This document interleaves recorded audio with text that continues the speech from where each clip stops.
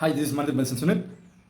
90s kids, 2K kids, 80s, 60s, 70s boomer uncle மாதிரி பேசாதீங்க, boomer aunty மாதிரி மொக்க போடாதீங்க, இப்படி பலது கேட்டிருப்பீங்க.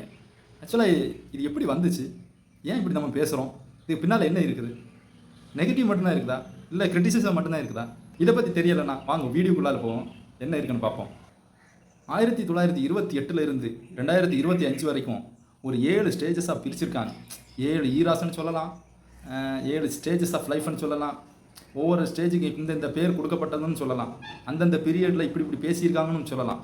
1928 இருந்து 1945 வரைக்கும் பிறந்தவங்க என்ன சொல்கிறாங்கன்னா சைலண்ட் ஜெனரேஷன், அமைதியானவங்க.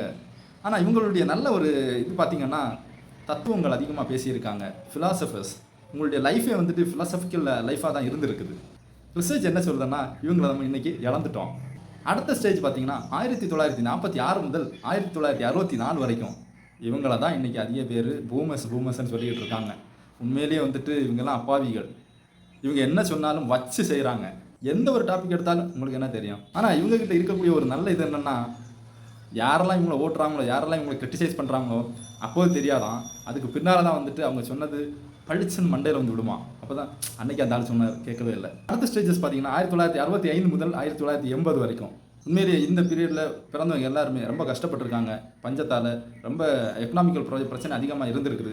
ஆனால் அதுலேயும் வந்துட்டு ஒரு நல்ல காரியம் என்னென்னா, யாரெல்லாம் இந்த பீரியடில் பிறந்தாங்களோ அவங்களுக்கெல்லாம் கான்ஃபிடன்ஸ் அதிகமாக இருக்கும். இதை ஷார்ட்டாக சொல்ல போனால் ஒர்க் லைஃப் பேலன்ஸில் தெளிவாக இருப்பாங்க. இவங்கள தான் ஜெனரேஷன் எக்ஸ்ன்னு சொல்கிறோம்.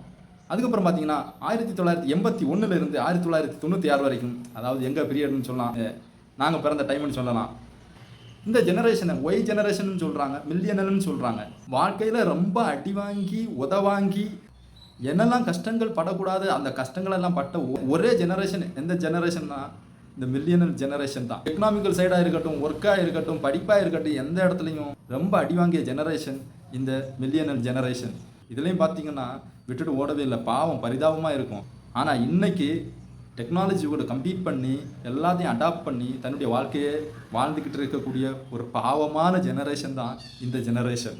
அடுத்த ஜெனரேஷன் எப்படின்னா 1997 இருந்து 2012 வரைக்கும் யாரெல்லாம் பிறந்தாங்களோ அவங்கள ஜெனரேஷன் இசட்னு கூப்பிட்றாங்க. அப்படின்னா ஜூமர்ஸ். தம்பிங்களா, நீங்கள் 2K கிட்ஸ்ன்னு நினைக்கிறேன், நீங்கள் அதிக பேரை ஓட்டுறீங்க. பேபி பூமர்ஸ்ன்னெல்லாம் அதிக பேர் அங்கிள் ஆண்டி அப்படின்னு ஓட்டுறீங்க. நீங்கள் ஜூமர்ஸ் ஓட்டுறதெல்லாம் கொஞ்சம் கம்மி பண்ணிட்டு அடக்கி வாசிங்க. ஆனால் உண்மையிலே இருந்துட்டு இந்த ஜெனரேஷன் ஒரு இன்டர்நெட், சோசியல் மீடியா எல்லாமே இவங்களுக்கு அத்துப்படி, அதில் தான் இவங்களுடைய வாழ்க்கை ஓடிக்கிட்டு இருக்குது. அதுக்கு மேலேயும் பார்த்தீங்கன்னா சமுதாய பொறுப்புகள் அதிகமாக இருக்கும், எல்லாத்தையும் கேள்வி கேட்பாங்க, பாலிடிக்ஸில் அதிகமாக ஈடுபாடும் இருக்கும் இந்த 2K கிட்ஸுக்கு. அடுத்த ஜெனரேஷன் பார்த்தீங்கன்னா ஜெனரேஷன் ஆல்ஃபான்னு சொல்கிறாங்க. இவங்க 2011, அதாவது 2012 இருந்து 2024 வரைக்கும் பிறந்தவங்க இதுக்குள்ளால் வர்றாங்க. இவங்கள டிஜிட்டல் நேட்டிவ்ஸ்ன்னு கூப்பிட்றாங்க. ஏன்னா பிறக்கும்போதே டெக்னாலஜியோட பிறந்தவங்க.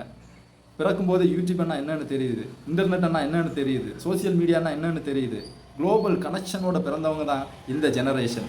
ஆனால் இந்த ஜெனரேஷன் இசட் என்னன்னு கூப்பிட்றாங்கன்னா, அது ஜூமர்ஸ் எப்படி கூப்பிட்றாங்கன்னா ஐபேட் கிட்னு சொல்கிறாங்க. ஏன்னா எப்போ பாரு வந்துட்டு ஏதாவது ஒரு கேட்ஜெட்ஸோடு தான் சுற்றிக்கிட்டு இருப்பாங்க. நீங்களாம் ஐபேட் கிட்ஸ்டா அப்படின்னு சொல்லி அவங்கள வந்துட்டு ஃபூல் பண்ணுறாங்க. இன்னொன்று சொல்கிறாங்க ஆல்ஃபா அன்சைட்டி ஜெனரேஷன் சொல்கிறாங்க.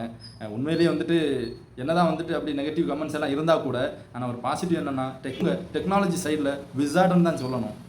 லாஸ்ட் ஜெனரேஷன் 2025 முதல் 2039 வரைக்கும் இதை ஜெனரேஷன் ஆஃப் பீட்டான்னு சொல்கிறாங்க. என்னடா ஆல்ஃபா, பீட்டா, இசட், ஒய் இதெல்லாம் பேசுகிறான்னு சொல்கிறீங்களா? என்ன பண்ணுறது, இப்படியெல்லாம் இருக்குது, அதை கற்றுக்க தான் செய்யணும். 6 ஜெனரேஷன்ஸை பற்றி உங்களுக்கு விளக்கிட்டேன். அட்லீஸ்ட் இந்த பீட்டா நான் என்னென்னு கமெண்ட் பாக்ஸில் கமெண்ட் பண்ணிட்டு போங்க. அதுக்கப்புறமா நீங்கள் எந்த ஜெனரேஷனில் வருவீங்க, நீங்கள் உங்களுடைய ஏஜ் என்ன, உங்களை எப்படி கூப்பிட்றாங்க, உங்களுடைய தாக்கங்கள் எல்லாம் எப்படி இருக்குது, உங்களுடைய அணுகுமுறை எல்லாம் எப்படி இருக்குது, கமெண்ட் பாக்ஸில் கமெண்ட் பண்ணிட்டு போங்க. பிடிச்சி நான் உங்களுக்கு தெரிஞ்சவங்களுக்கு பாஸ் பண்ணுங்கள். தேங்க்யூ.